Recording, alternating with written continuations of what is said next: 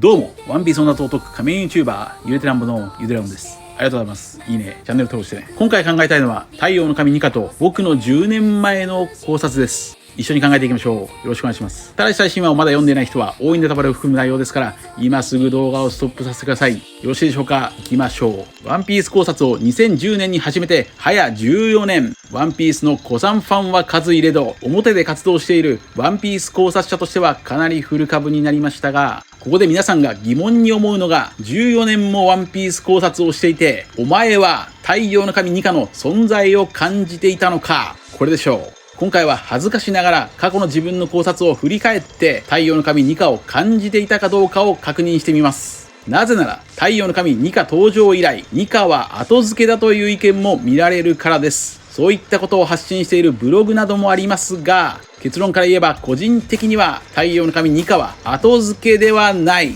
そのように考えます。まず、そもそもワンピース1話のタイトルがロマンスドーン、冒険の夜明けです。つまりは太陽なわけです。ロマンスとは英語で恋愛、冒険、空想物語。ドーンとは英語で夜明け、幕開け、そして太陽が昇り明るくなるという意味です。ロマンスドーンのタイトルの意味は、初めから空想物語、ロマンス、太陽が昇り明るくなるドーン。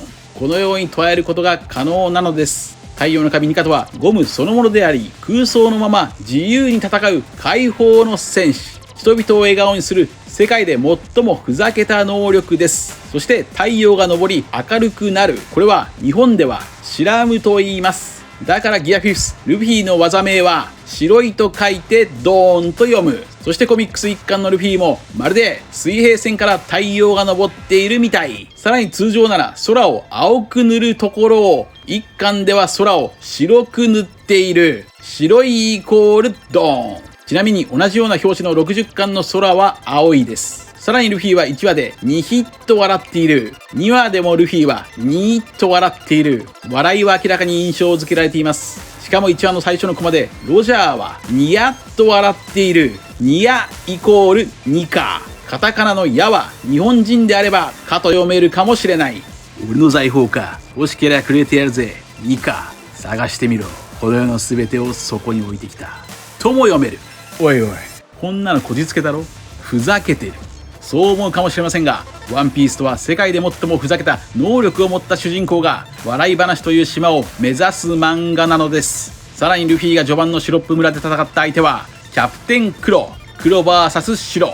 シロップ村では夜明けがタイムリミットでした。さらに太陽白の真逆、月黒が印象的でした。このようにここまでですでに空想と太陽、夜明け、白い、笑顔、自由などは読み取れます。それでは次に解放はどうでしょうか？解放についてはこちらの動画でも考えたように、ルフィの冒険はずっと人々を笑顔にする解放の物語でした。こちらです。今回続きとして考えたいのは、ルフィイコール太陽の神ニカ説です。太陽の神ニカは人を笑わせ苦悩から解放してくれる戦士だとも言います。これはそのままルフィのことだと考えます。その理由、結論から先に行きましょう。それはこれまでのルフィの旅は全て人を笑わせ苦悩を解放する解放の旅だからです。10年間ルフィの冒険を通して全ての章ですでに我々は確認しています。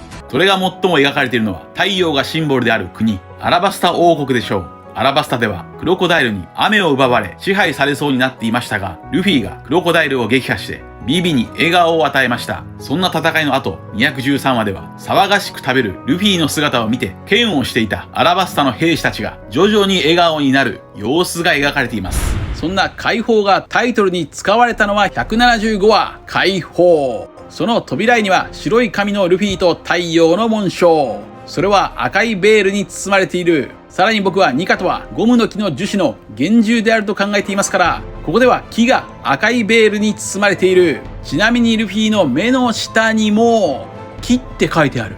それでは次に、神の要素はどこにあるのでしょうか？これは僕が提唱する漢字パズルの理論でわかります。ルフィの名前はモンキー D ルフィ。モンキーとはもちろん猿ですが、日本では猿を猿とも書きます。そしてこの猿という漢字の成り立ちは猿ではありません。猿という漢字は雷のことを表しています。我は雷。ワンピースで雷が大きく描かれたのは99話。ルフィが死んだ。死刑台のルフィに雷が落ちる。そして神という漢字の左側は示す辺ですが、この示す辺の漢字の成り立ちは生贄を置く死刑台なのです。つまりこのシーンは死刑台の示す辺、雷の猿、合わせて神という漢字を表している。雷が落ちても生きていたルフィを見たサンジは、おいお前、神を信じるか。示す辺死刑台プラス猿、雷イコール神。だからルフィの名前はモンキー。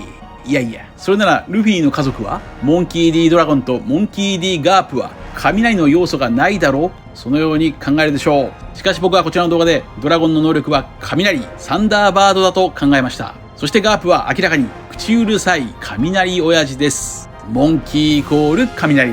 このようにワンピースの序盤から太陽の神ニカの構想があったと感じられますが、ここからが本題です。14年も考察してきたお前は太陽の神ニカを感じていたのか問題。ここからは僕の過去の考察を振り返っていきましょう。まず太陽の神ニカは2021年7月5日に公開されました。しかし僕はその2週間前の2021年6月23日、イム様とは雨の神だと考察しました。それは太陽のようなルフィと敵対すると考えたからです。こちらです。とにかく天竜人の抵抗勢力だと思われるアラバスタは雨を奪われていました。つまりクロコダイルは水をコントロールしていたわけです。このことからイム様は雨をコントロールできる可能性。はい、さらに時を遡りましょう。10年以上前、僕はワンピース考察本に寄稿していましたが、その時に考えたのがアレクサンダー大王です。ワンピース1話のタイトル、ロマンスドーンとは何か。これを考えていくうちにたどり着いたのが古代ギリシャマケドニア王国の若き王アレクサンダー大王の冒険譚アレクサンドロスロマンスでした。多くの神話や童話、漫画や小説に影響を与えるこの物語こそがルフィの冒険に似ていると2014年に考察しました。そこではルフィはアレクサンダーと同じ太陽のルーツがあると考えました。こちらは3年前に YouTube でも動画にしています。こちらです。それはアレクサンダー大王の伝説です。このアレクサンダーこそがルフィのモデルの一人なのでしょう。接点19、太陽ルーツ。20歳という若さでマケドニア王国の王を継承したアレクサンダーですが、このマケドニア王国のシンボルはベルギラの太陽と呼ばれる紋章を掲げていました。つまりアレクサンダー大王イコール太陽のイメージです。またアレクサンダーはエジプトのファラオ皇帝にもついていますが、このファラオ皇帝とは太陽神ラーの子という意味です。一方ルフィの出身はゴア王国領土ドーン島の風車村です。このドーンとはワンピースでよく使われる擬音なのですが、その意味はおそらく夜明けという意味のドーンでしょう。こちらの動画でも考えましたが、このドーンは1話と601話のタイトルに夜明けという意味で使われており、僕はこのドーンこそが D の石、つまり夜明けの石だと考えています。はい、10年前2014年にルフィには太陽のイメージがあると考察していました。さらに2016年8年前には全く別の考察を考えていました。それが死を救う3の変装男の伏線です。8年前の時点ではなぜ3の変装男が命を救うのかよく分かっていませんでしたが、今なら分かります。そう、3イコール3、解放の戦士。僕が感じて考察していた3の変装男とはおそらく太陽の神ニカの伏線だったのではないでしょうか。こちらは4年前に YouTube で動画にもしました。こちらです。ここまで作中では死を救う3の変装男の伏線がいくつも張られていると僕は考えます。まず最初はアラバスタでサンジがミスタープリンスに変装して牢屋に入れられたルフィたちをミスター3の能力から作った鍵で命を救いました。サンジはその名前の印象から3の男です。そして次が最も重要です。頂上戦争ではロジャーの息子エースが再びミスター3の能力で作った鍵で間一髪助かりました。ミスター3はみんなを逃すために一人残ったミスター2ボンちゃんの男気に心を打たれてエースを助けるためにあらかじめ海軍の兵士に変装していたのです。ミスター3は鍵を作る、すぐに女王を外すのだがね。私がここにいる理由が亡き同胞への弔いのためだとしたら、貴様私を笑うかね。笑うわけね。このシーンはわずか2コマですが、個人的には上位に入る激アツシーンです。そして麦わらの一味の3人目ことウソップにも死を救う3の変装男の伏線が存在します。NES ロビーでは回廊石の手錠をかけられたロビンがスパンダムに引きずられ、今にも正義の門をくぐろうかという瞬間、ウソップが変装したソゲキングが登場して救いました。そしてワノ国編988話ではステルスブラックことおそばマスクことサンジが透明になって処刑台の桃之助を救いました。これも死を救う3の変装男です。さらにオロチに立てついて死が迫った小紫を切り捨てて死を偽造して小紫を助けた京四郎の正体は実は牛光小僧でしたから、これも死を救う3の変装男です。はい、そして前回のこちらの動画でも考えました。こちらです。そんな41巻の最初の話、389話応答の扉絵では、ミス・バレンタインを解放するためにミスター3を装ったミスター2が助けに現れています。ミスター3とは何度も考えているように3イコール3。3は太陽を表す。それならばミスター2とはまさか2か。ミスター2イコール2か。この扉絵は3であり2か。太陽の神2かを表している可能性。以上のように8年前に考えた死を救う3の変装男の伏線。それは今思えば全て太陽の神2かの伏線だと考えます。ニカとはまるでルフィが変装した状態、3の変装男なのです。これらのことからニカは後付けではないと考えます。それでは最後にこの世で最もふざけたダジャレで締めましょう。ルフィの公式イメージナンバーはゴムの語呂合わせ56ですが、56をゴムとは読まずに56と読めば5630。皆さんはどう思いましたか？ありがとうございました。チャンネル登録やコメントよろしくお願いします。